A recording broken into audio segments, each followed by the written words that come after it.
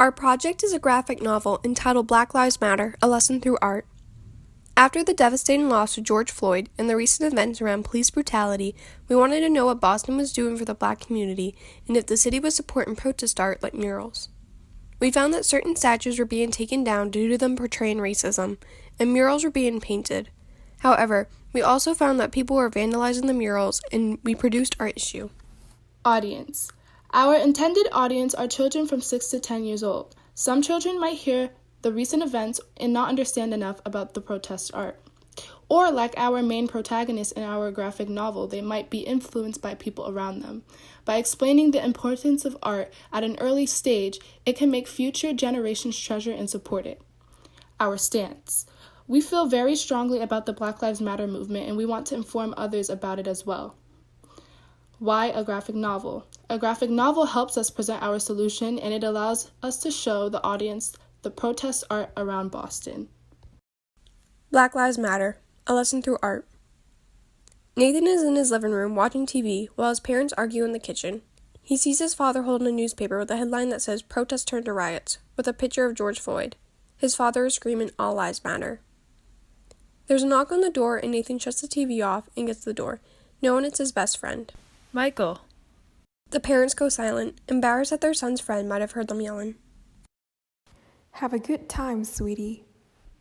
The father grunts, and Nathan and Michael leave the house.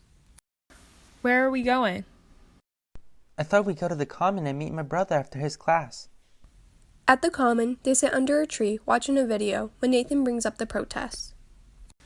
So, what do you think about the protests? My parents have been talking about them a lot. The protests? I think they're great. Things are finally going to change for the better.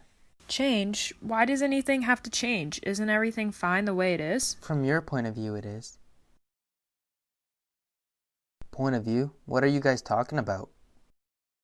The two boys turn around and find Jordan, Michael's older brother. We're talking about the protests and why things are changing for the better. But Nathan doesn't see why things need to change.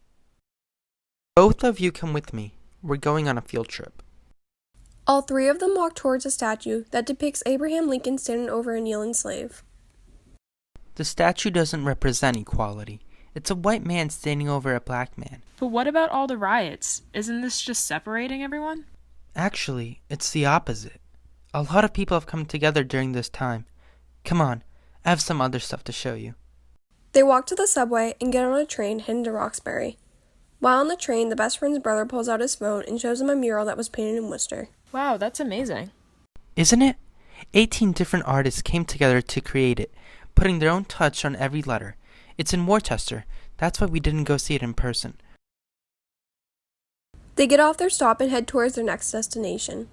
They walk towards a mural that says Black Lives Matter on the street. Wow, this probably took a lot of effort and time to do. Yes, this is Boston's way of supporting the movement. A lot of people support it, as I do, like everyone should. But others criticize artists for painting the street, which is so disappointing. Why do they criticize it? Well, because a lot of people think that by saying that Black Lives Matter, it's saying that other people's lives do not matter. But all lives matter, right? Yes, of course. Everyone's life is important. But right now, Black lives are the ones that are being killed and treated poorly. So we as a society need to come together to change that and support the Black community. Black Lives Matter. On the way back, Nathan thinks about how his parents are always saying that all lives matter. Nathan finally understands that Black Lives Matter. He is now educated and begins to change his perspective. It's now later in the day, and at Nathan's home, his parents realize that their son has been gone for a while. Hey, did Nathan ever mention when he was coming back? It's almost 8. Let's go look for him. Our three protagonists are at the street sign heading back home. It's now near nighttime, and they still see people hard at work on the sign. Wow, they're still working on the sign? Don't they get tired? Not at all. Until there isn't change, we will never go quiet. We will paint every street if we have to.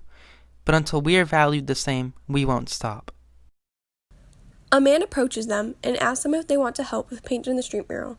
They all agree. He gives them yellow paint and brushes, and they start painting the street. Nathan's parents arrive at the street sign. There they see the three protagonists painting. The mom starts walking towards Nathan, Michael, and his older brother. We've been searching for you the whole night. You were supposed to be home hours ago. Sorry, we lost track of time. Michael and Jordan showed me amazing murals today. Nathan, this is vandalism. You shouldn't be doing this. Say goodbye to your friends. Dad, this isn't vandalism. This is to empower the Black Lives Matter movement. You know what? I'll join you later. Thank you for educating me, Nathan. Nathan and Michael smile, noticing a change in Nathan's parents' perspectives. The same man approaches them, asking them if they want to help paint again. The parents are nervous, but then agree to help out as well. Together, they all paint the mural.